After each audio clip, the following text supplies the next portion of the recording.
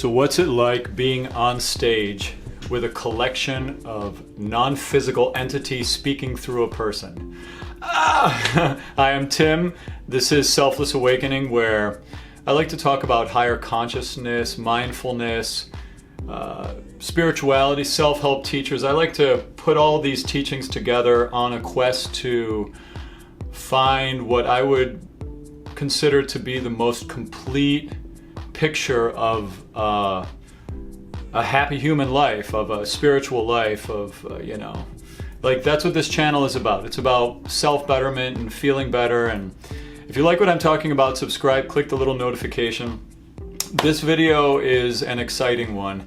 A couple weeks ago, I was at the ABRAHAM HICKS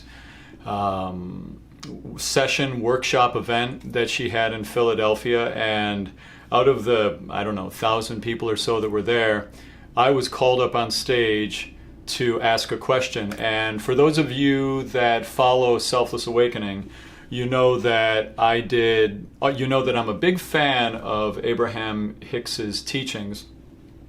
And then I also have some points in her teachings where I don't feel exactly in alignment with it in what I would consider to represent the complete spiritual picture, or a sort of complete spiritual practice. And in particular, my thing with Abraham Hicks that I wanted to point out that other teachings I think support better is this idea of inventory work.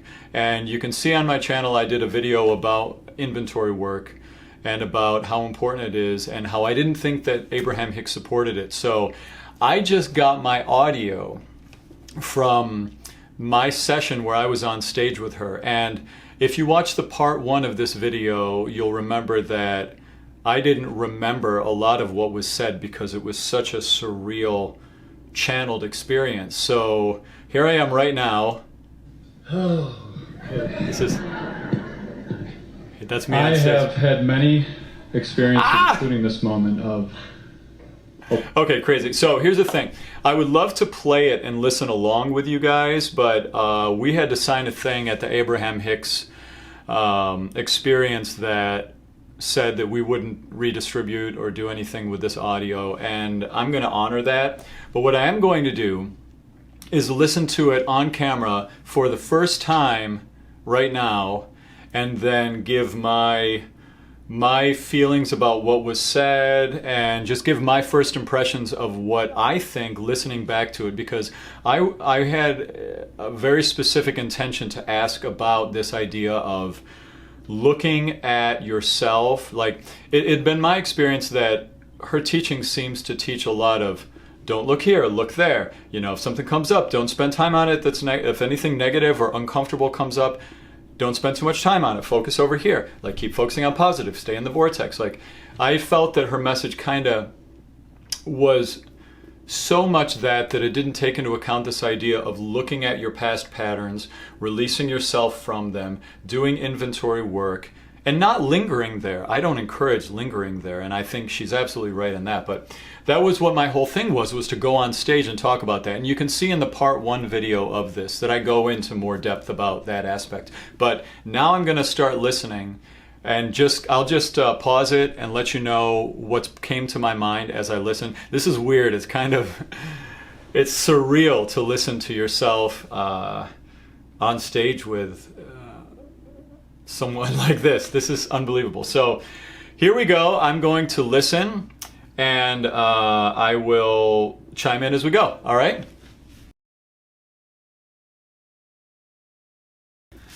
What's interesting, first off, I remembered how nervous I was on stage. My heart was racing. And I sound, I'm thankful I sound pretty calm and I'm speaking even, which is good. I thought I would sound more jittery than I did, but no, I sound pretty collected, and I'm speaking very calm and sort of at this pace. So far, so good.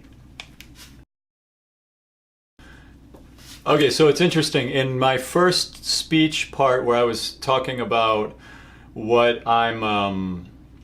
I was talking about what my question was, I made a comment where I said, I was in AA, I did the 12-step work, and I crushed my ego. And I can feel that comment stuck in her mind, because I don't think she liked the way I was speaking about ego, like that I crushed it.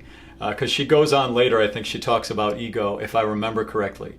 But I can hear that now, listening back, that little seed of ego, where I said I crushed my ego when I was in AA, I think that she didn't like the way that sounded, so I think she goes off on it later. But we shall see. So, in my first talking to her, I brought up, I was talking about how there's so many teachers out there and they all have a different note to sing, which is kind of my big message on this channel. And then I said, on my path, I went through the 12 steps in AA, and I was talking about inventory work and how I did inventory work, which is the 4th step of AA, and how it was such a profound clearing of my window to source.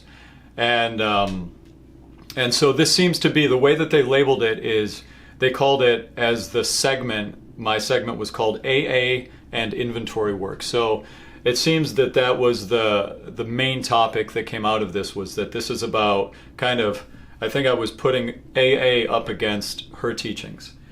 And now she's saying her response to me talking about that. She jumped in, which is okay. Like, it's not too interrupty yet, which I felt more interrupty on stage with her than it sounds so far. So that's nice to hear.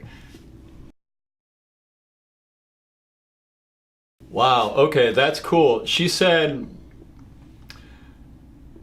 if you're in alignment, then looking at your inventory is a blessing, because it's a reminder of all of the things that you shed kind of to come to the place where you are. Like, that's beautiful. That's a beautiful message. So she's talking about inventory can be beautiful when you're looking at it from, in her language, the vortex. I like that.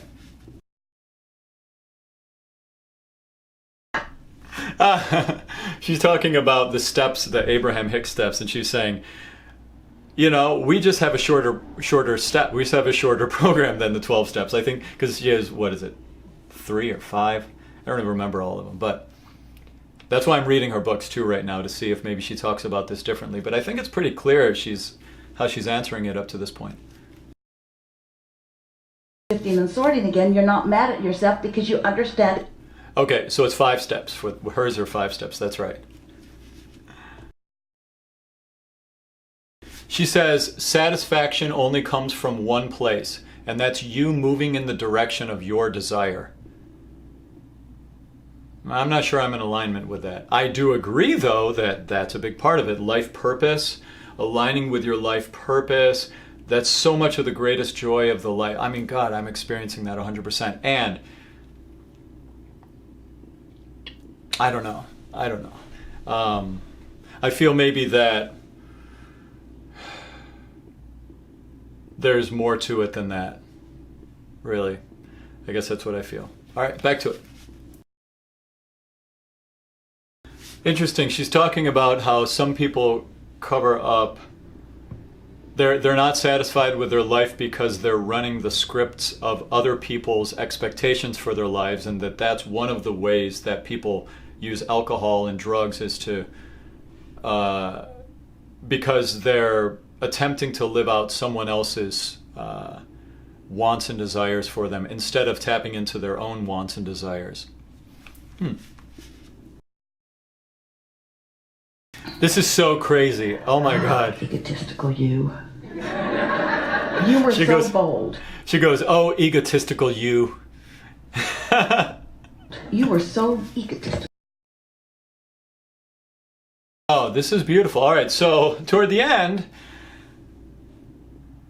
she's talking about the process of how your life can go off track and become so much so much of a problematic energy that it creates so much contrast that then you start looking and you start looking and you start shifting and you start examining, and that this is your inventory work.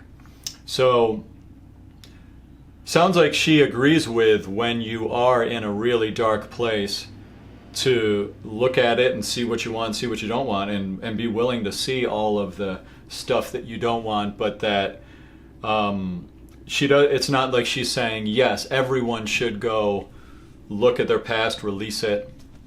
She's saying, if you come to a place where you've created a lot of wreckage and pain, then you came in to have that experience, and it's about sorting it out, sorting this to that. Where do you want to be? What do you want? That kind of thing. So in that way, she is in alignment with at least looking at the contrast, Let go. Wow, okay. So there we go. They she kind of ended that particular question with this talk of, it's like when we have so much pain and so much dysfunction in our lives that would cause us to drink, or cause us to do, have all of these problems. It's one of the things that causes that is that we didn't have enough love, or enough self-love, or enough love in general. So we feel that something is off in our lives, and that's what leads us to that place. So, okay, wow, very interesting. And what's also interesting is the second question that she asked me. She said after this question, she said, "Do you have any other questions you'd like to ask?" And then I said, "What's it like? What's the day-to-day being a non-physical entity, being a collection of non-physical entities?" And then she said she had a really wonderful response to that. But in this first segment, it doesn't discuss that. It just talks about my question about AA and the inventory work and all that. So, okay, so here's my, I guess my final kind of wrapping it up. What I think, because I know some of you out there were wondering, does she agree with inventory work? Are you in alignment with it? Like, where did she change my mind? I guess that's the big question. And I would say, in some ways, yes, she did. In that, her idea of inventory, she does have an inventory process, or a look at all things process. Look at what feels unsavory and look at what's wonderful, and she does have a process for that, but it's very in the moment. It's like, if things come up, this is here. Do you want this? Nope. Then do this. It's like a this, then that. It's, and as far as actually the very specific thing of, should you go back and look at your past for the sake of healing and recovery at all? And that doesn't sound like she's in alignment with that from the way she answered this question. She doesn't say anything like, go write down your resentments you've had in your past to people, and then look at it, look at your part in it, which is what AA talks about. Look at your side of the street, and clean up your side of the street, and then move on. She doesn't sound in alignment with that concept, and I still am 100% in alignment with that. However, I do feel that she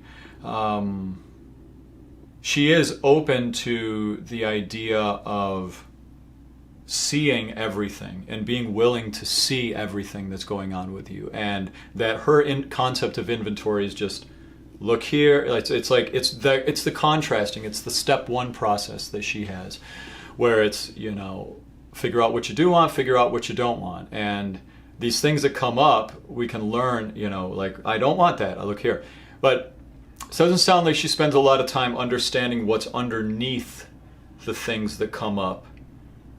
She just like, focus here, stay in alignment, that's kind of the idea. So she does encourage an inventory process, but I would say it's not as thorough as the one I would encourage. So did she change my mind? I don't know. It definitely was a beautiful segment, and I'm so thankful that I got to be a part of that experience. And I do wish I could share it with you guys, and hopefully there would be some way for me to be able to share it with you all, because it's such a special.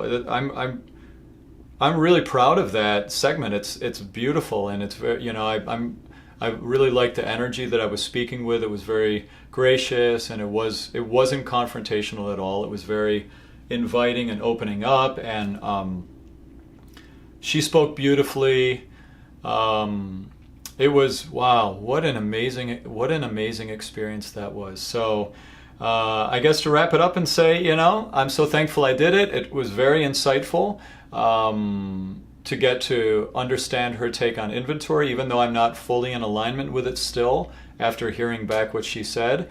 I do respect absolutely what she's saying. And I want to just say this last part about inventory. I am a 100% in alignment with her idea that we don't want to linger there. We don't want to linger in focusing on the darkness or on the things that we did in the past and like beating ourselves up by looking at these things. We don't want to do that. Like, we want to look, we want to ask what we can learn from this thing that's surfaced. We want to see, is it uncovering something that keeps repeating? Can we step out of it? Universe, what would love have me do? Release it, then change focus. Like, it's not about lingering there. Like, I'm with her 100% on that. Don't linger there. Don't linger, but look. But be willing to look at the whole thing. And also, you just find out on the spiritual path that negativity is not negativity. Negativity is not bad, or bad is not bad. It is. And from there, transformation occurs. And so many of the most beautiful things that will happen to you in your life happen from moments where you're not you're not where you feel like you want to be. And so we can get to a place on the spiritual journey where the things that come up, we can in the moment see, oh my God, this is not where I want to be. Isn't it beautiful that transformation is coming? You know, it's like we can have those awarenesses right in the moment, so that paradoxically that thing that feels heavy and negative, that circumstance in our life, can in that very moment, at the moment it happens, not an hour later, days later, transform to it, but we can in the moment have a paradoxical, this is not where I want to be, and this is exactly where I want to be type of an experience of bliss and hardship at the same time. And that's what I believe, and that's my experience with inventory. And you know, the whole thing about ego was really fascinating hearing her talk about. She doesn't like the idea of a separate self that wants things that are not in alignment with your deepest self, which I very much do believe in. I believe that there are egoic desires that are born in fear, that are born in resentment, that are born in wanting material things in a way that's trying to fill a hole that's not fillable. That's what I think ego does. And I'm not sure if it just didn't get to that labeling for her, or if she just doesn't believe that. It sounds like she just isn't in alignment with that idea altogether, that there is a part of us that wants things that are in alignment with our highest desires. But to be continued. What an exciting discourse this is. What an exciting thing to be on stage with her. And it's so surreal hearing, I've listened to so many of these interviews, and to hear myself on there with her. What a beautiful feeling. She's such a beautiful energy. Wow. It was so gracious. She's so gracious and loving, and I'm so thankful to have had that experience. So there you go. This was my first listen through to the experience. I'm just giving my first impressions, and I hope this resonates with you. If you like all this stuff, if you're into it, subscribe, click the notification, stay up to date, because I like to do videos. I've got a whole bunch of more videos coming out soon. So sending you all so much love and support. Hope this helps.